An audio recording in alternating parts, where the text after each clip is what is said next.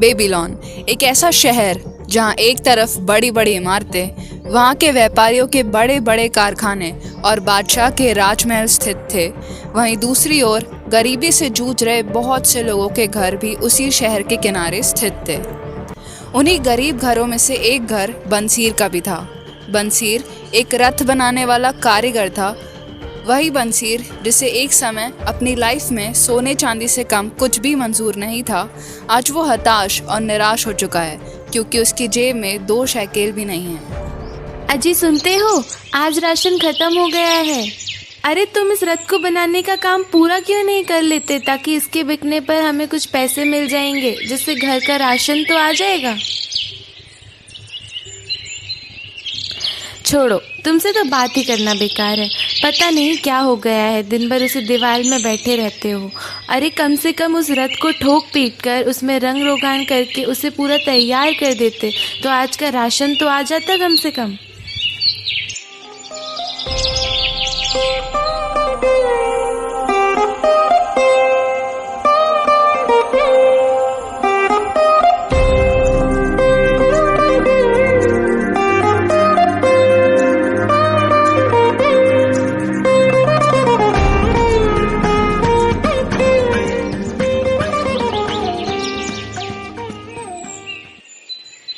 खुदा तुम्हें हमेशा खुश रखे मेरे प्यारे दोस्त। तुम आज इतनी फुर्सत से कैसे बैठे हो? लगता है रथ बनाकर तुमने उसे बेच भी दिया। बढ़िया है, तब तो आज दावत होनी चाहिए। और उस दावत में तुम मुझे 2 साइकिल के सिक्के अपने बटुए से निकालकर यूं मुझे उधार दे देते, बिना इस बात की चिंता किए कि वो 2 साइकिल के सिक्के तुम्हें वापस भी मिलेंगे। काश मेरे पास 2 साइकिल होते, पर यदि वह होते भी तब भी मैं आज उन्हें तुम्हें दे नहीं पाता दोस्त, क्योंकि वही मेरी पूरी किस्मत होती। और कोई बंदा अपनी पूरी किस्मत किसी को नहीं दे सकता, अपने सबसे अच्छे दोस्त को भी नहीं। क्या तुम्हारे बटुए में 1 साइकिल भी नहीं है और तुम शांत बैठे हो?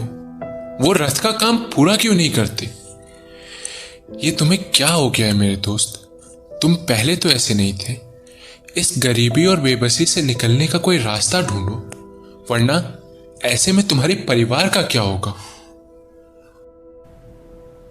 हम दोनों बचपन से साथ हैं। हमने साथ में अपनी पढ़ाई पूरी की और अपनी जवानी के दिनों में हमने खूब मौज किया और खूब पैसा कमाकर अपने ऊपर खर्च किया। पर अब हम दोनों की हालत एक जैसी है। तुम्हें 2 साइकिल उधार चाहिए और मेरे पास तुम्हें देने के लिए कुछ भी नहीं है। हमने क्या गलती कर दी कि पैसा हमसे इस कदर रूठ गया कि 2 वक्त के खाने के लिए भी हम तरस रहे हैं। हाँ बंसी, हम सबसे रईस शहर में रहते हैं, जहाँ दूर दूर से लोग आते हैं और पैसा बनाते हैं। हमने अपनी आधी जिंदगी कड़ी मेहनत करते बिता दी, तब भी मुझे आज 2 साइकिल मांगने के लिए तुम्हारे पास आना पड़ा। और मैं इतना लाचार हूँ कि मेरे बटुए में 1 साइकिल तक नहीं है। यहाँ तक कि रात का खाना नसीब होगा या नहीं ये भी नहीं पता। पता नहीं इतनी मेहनत के बाद भी हम दोनों के हक में दौलत क्यों नहीं है। ज़रा सोचो कॉबी, हमारे बच्चे भी जिस राह में हम चले थे कुछ साल पहले, वो भी उसी राह में चल रहे होंगे। आगे उनका भी हाल हम दोनों जैसा ही होना है, जिसमें केवल बकरी का दूध और बेसवाद दलिया नसीब में होगा, वो भी बेबीलोन जैसे बड़े शहर में रहने के बावजूद। दोस्त, तुम्हारी सारी बातें मुझे भी अंदर से निराश करती जा रही हैं। मैंने तुम्हें पहले कभी इतनी निराशा भरी बात करते हुए नहीं सुना। शायद आज से पहले मैंने कभी इस तरह सोचा ही नहीं था। मैं अपनी सारी ज़िंदगी एक से बढ़कर एक रथ बनाने में लगा रहा, यह सोचकर कि एक दिन मेरे पास सोना ही सोना होगा, मेरा बटुआ कभी खाली नहीं रहेगा। शायद ही पूरे बेबीलोन में कोई मेरी तरह रथ बनाता होगा, तब भी मेरी हालत ऐसी है। और मेरे दोस्त, तुम अपनी सारी ज़िंदगी महल और रंगमंच में वीणा बजाते रहे, ताकि एक दिन तुम्हारे पास भी वो सारी चीज़ें हो जो बेबीलोन के लोगों के पास है। पर बताओ कि हमने कहाँ गलती की? हमारे पास ये सोना चांदी क्यों नहीं है? इतनी मेहनत के बाद भी हम क्यों और लोगों की तरह अपनी मनचाही चीज़ें नहीं खरीद सकते? काश मुझे ये पता होता कि इतनी मेहनत के बावजूद भी हमारी हालत ऐसी क्यों?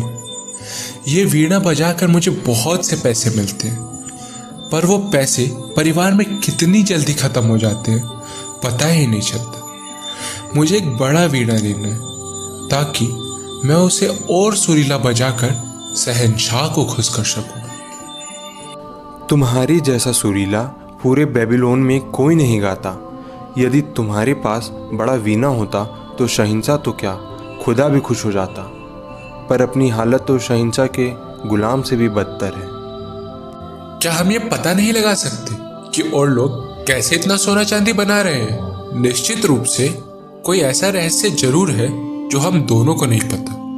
हमें वो सीखना चाहिए, पर जिन्हें वो रहस्य पता है उन्हीं से सीखा जा सकता है। रुको रुको, आज ही सुबह मैं अकार्ड के बंगले के सामने से निकला।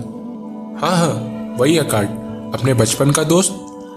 वो सोने के रथ पे सवार होकर कहीं जा रहा था।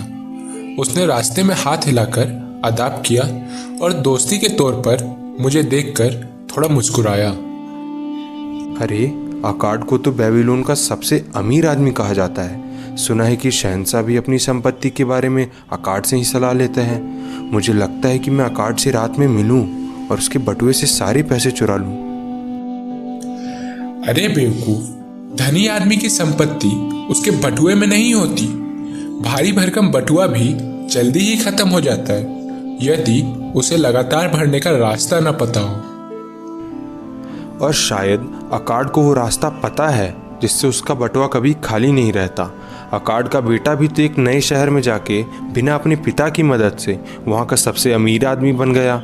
मतलब अकार्ड को कुछ तो ऐसा पता है जो उसने अपने बेटे को सिखाया है। क्यों ना हम भी अकार्ड से सलाह लें। एक अच्छे दोस्त से सलाह लेने में कुछ खर्च नहीं होता और अकार्ड से बेहतर तो कोई नहीं है। मैं भी यही सोच रहा था। आज हमने सच में एक नई सोच पे विचार किया है। तुमने अपनी जिंदगी में एक से बढ़कर एक रथ बनाए। इस हिसाब से तुम्हें दौलतमंद होना चाहिए था, और मेरे जैसा सारे बेबीलोन में कोई इतना सुरीला वीणा नहीं बजाता। इस हिसाब से मेरे बटुए में भी बहुत पैसा होना चाहिए था, पर हमारे पास कुछ नहीं है। पर आज हम दोनों के पास एक नई उम्मीद है जो किसी उगते सूरज की तरह हमें कुछ नया सिखाना चाहती है। हमें अकार्ड के पास आज ही चलना चाहिए। साथ ही हमें अपने बचपन के उन दोस्तों को भी साथ ले चलना चाहिए ताकि उनके भी दिन बदल सके। सारे दोस्तों को इकट्ठा करते हैं और चलते हैं अकार्ड से वो ज्ञान लेने जो शायद हम सबकी ज़िंदगी बदल सकता है।